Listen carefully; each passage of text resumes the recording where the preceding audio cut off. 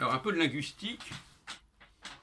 Alors, la dialectique signifiant-signifié, bon, je pense que vous la comprenez, mais parfois on emploie cette expression et les gens ne comprennent pas.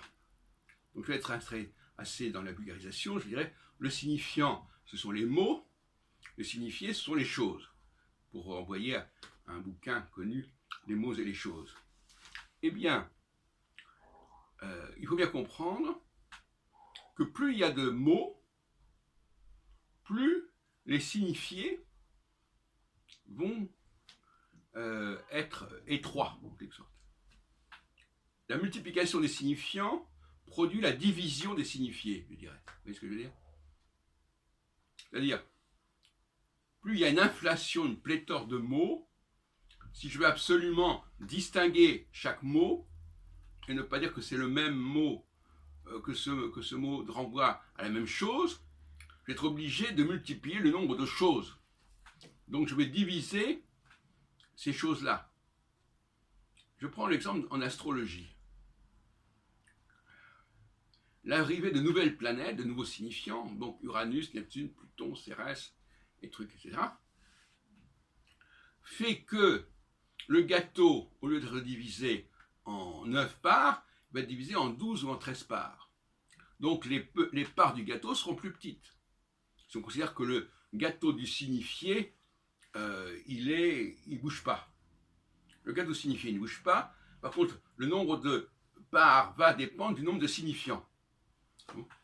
Donc s'il y a plus de signifiants, chaque part du gâteau sera plus petite.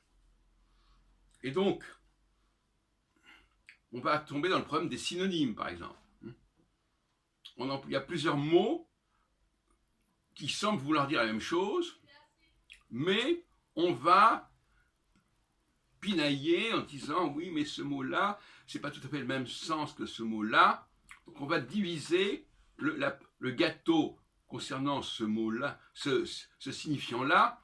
On va dire à ce signifiant-là, ben, il faut le diviser en 3-4 morceaux parce qu'il y a 3 ou 4 mots qui se recoupent par rapport à ce mot-là. Hein?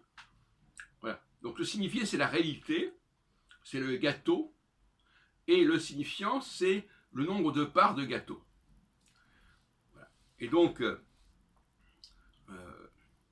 nous avons souvent un problème avec ça, parce que nous avons un surcroît de mots pour dire à peu près la même chose, et comme on veut quand même ne pas employer les mots en vain, on va s'imaginer que si on emploie ce mot-là, c'est parce qu'on ne veut pas employer cet autre mot.